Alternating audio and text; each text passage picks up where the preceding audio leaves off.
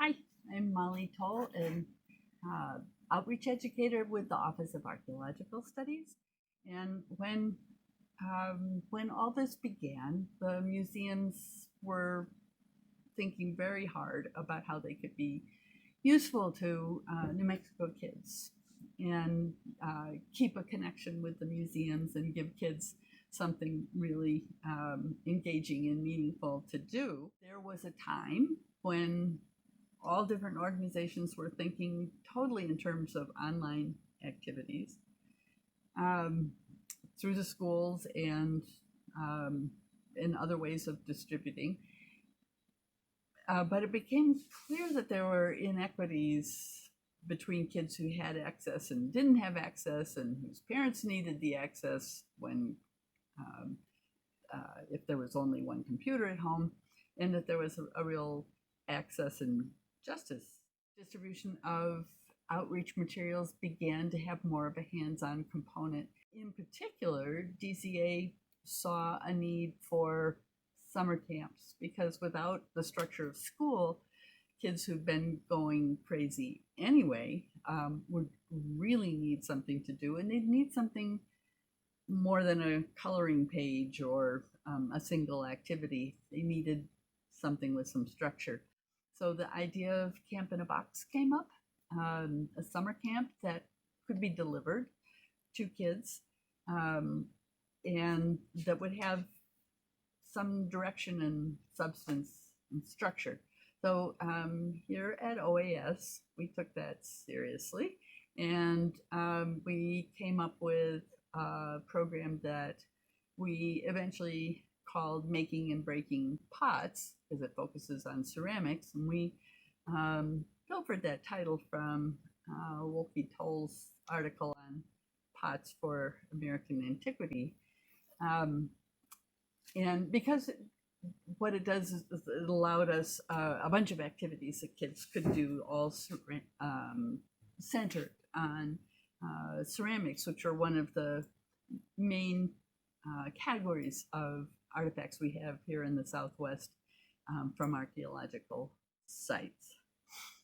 So the idea was that a kid or family could sign up for a week of summer camp, and then the box of stuff they needed would be delivered to them, and they could a child should be able to do this on their own with minimal parent help um, over a period of a week, and so that they're from uh, across DCA there would be lots of different topics available that kids could choose between.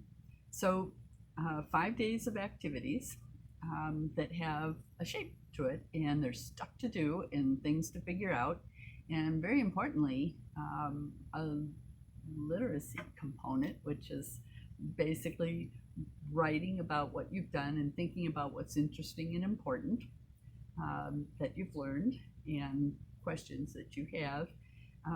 So an internal monologue that will form a basis for either questions that they want to shoot to us distantly, or when their parents say at the end of the day, when they come out of their study and they're done doing their remote working, they say, "What'd you do today?" And the kid can say, "Oh, here, look at my notebook. Here's what I did." So over the 5 days, the first day is concerned with container form and function. So most archaeological ceramics occur in sites in a very fragmentary um, condition. They're potsherds. And so the first thing to think about is what shape are those vessels that those pieces represent, and why are different vessels different shapes? How's that related to the job that they do? So what the kids do is they have a whole series of um, flashcards of different vessels, whole vessels, not pieces, that are both from their contemporary experience, from their kitchen, um, and also prehistoric. And they're given some new vocabulary. It's not really new, but a new way of looking at different forms of vessels. For instance, a bowl is usually round with the widest spot at the top, and as opposed to a jar, which has a smaller opening, and the wider part is somewhere between the opening and the base. So they look at all these different flashcards of vessels, and they make a choice of like which kind of vessel form they represent. So there's a whole bunch of different vessels, and they're looking at prehistoric ones and also making some connections with very familiar vessel forms from their own kitchen. And the second day is called What's in Your Kitchen? And so the kid is making some kind of an inventory of the types of containers that they can find that they're familiar with. So they start with some functional categories like storage, cooking, preparation, serving, and they can plug in their different container types that they see in their kitchen. And then they start doing some math with evaluating that assemblage of vessel forms in their own kitchen, and do some size measurements. They do some graphing and just sort of look at what have they got more of and what have they got less of, and how does that reflect what people do with the vessels that make up their own daily life. In the third day, they look at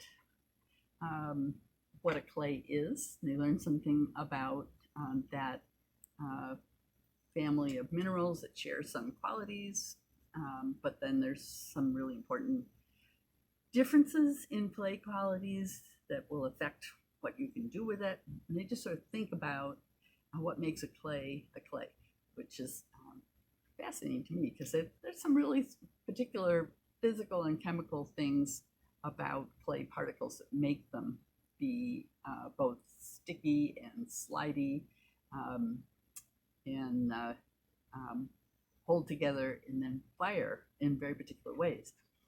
So again, they're getting some knowledge about what makes a clay and physical properties and how to recognize them, and how they're put to work. Then they look at some clay samples that are New Mexico clays. They're from out on the landscape. And they have 3 different samples. They see what happens when they add water to them, and when they do various different things to these little powdered clay samples. Then they look at what firing does to clays and what some properties of fired clays are. They have little tiles of each of the 3 clay samples that they've been looking at, and then they can examine the fired clays. They have some science tools, including a magnifier in their box, so they can check out, investigate the properties of these little tiles. Then they have to try and match up the tiles, the fired ones, with the powdered ones and see which is which requires some pulling together of evidence and connecting it up. So clays do some important changes when they get fired. They change color, they change texture, they change their overall cohesion. So there's a bunch of writing that goes together with this. So that's day 3, where they're investigating properties of clay. In day 4, they're going to make the connection between potsherds, the form that ceramics are mostly found in archaeological sites, and the containers that they were part of. So what they have a bag full of smashed pots. That was the breaking pots part. And so each kit has a bag with fragments of 2 different pots all mixed together. So the kids pull out one shirt at a time, measure them, examine them, use their magnifier, describe them, and draw them in their notebook. And then they start doing something that's really vital to archaeological analysis, which is sorting these sherds into piles that they think might be whole vessels. And they've got the advantage of knowing that we already told them there's 2 vessels in here in your bag. So they start looking at shape of the pieces and texture and color, design, and start making piles of what they think might be the 2 different pots in their bag. And so then what they're doing is trying to visualize the full container from the pieces and take a guess and make a drawing of the full container, take a guess at how big it was and also at its function. And then there's some really interesting things for them to reflect on, like how many sherds did it take before you felt pretty sure that each pile came from a different container? So they're looking at sampling and some mathematical characteristics of populations, which is actually fairly sophisticated for elementary age kids. And so then they try to enumerate clues that they're actually using to identify the different containers. And so they're accumulating all these different properties that they've been looking at all along, and seeing what ones they can put to work to discern this is from one vessel and this is from something different. So in the last day, they reconstruct whole vessels from their sherds, and they have rolls of tiny colored masking tape in their kit, and they start fitting pieces together until they can they're pretty sure that they've got the vessel together, and then they've got glue in their boxes so they can make those matches permanent. So what they're really doing, sort of a 3-dimensional jigsaw puzzle, so it requires all kinds of spatial analysis and sense, and it's a challenging operation for anyone. And some kids can do it more easily than others, which is really interesting. So it's good for kids to have a task that takes time and focus and concentration. And so the end product of that 5th day are the 2 vessels that they're able to put together and admire. And then they would get out their notebook again. And always a really important part of the whole process is thinking about how'd you get there and what it means. So they'll make a drawing of their finished vessel and with a scale with measurements, and they have measuring tape in their kit as well. And then there's a number of writing prompts for them to think about what they have been doing over the 5 days and what they've learned about food and cooking style and culture, both their own and cultures in the past. And think about sort of metacognitively, how do you think like an archaeologist? And I love this question. In what ways are you an archaeologist? In what ways do you now look differently at your own material culture? And how do you connect your life, your stuff, with kids' lives in the past?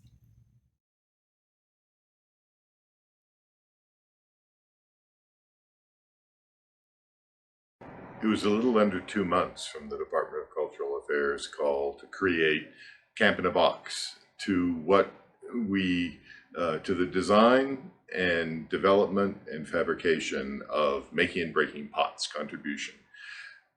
It involved more than 20 volunteers, including more than 12 potters, making over 400 pots, which we gleefully broke and inserted, shipping out 200 of the making and breaking pots kits throughout the state.